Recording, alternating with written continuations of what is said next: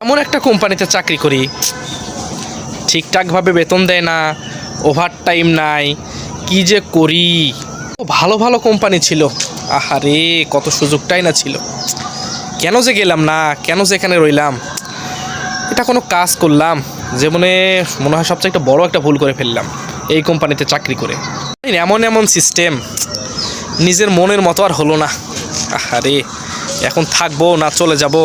একটা বাজে একটা কোম্পানি, জীবনটাই নষ্ট হয়ে গেল। ভাই, এগুলো কি আপনিও চিন্তা করতেছেন আমার মতো?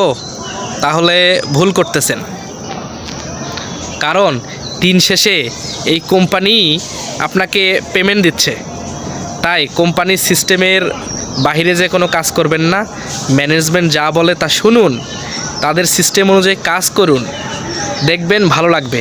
আর এরকম শয়তানি বুদ্ধি মাথায় নিয়ে আসবেন না। আপনি অন্য জায়গায় গেলে ভালো থাকবেন, কে বলেছে এই কথা আপনারে?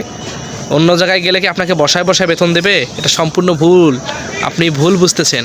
তাই এসব আজে বাজে চিন্তা বাদ দিয়ে কোম্পানির কাজে মনোযোগী হন। আর যদি ভালো না লাগে তাহলে অন্যত্র চলে যান, তারপরেও কোম্পানির গিবত করিয়েন না, কেমন?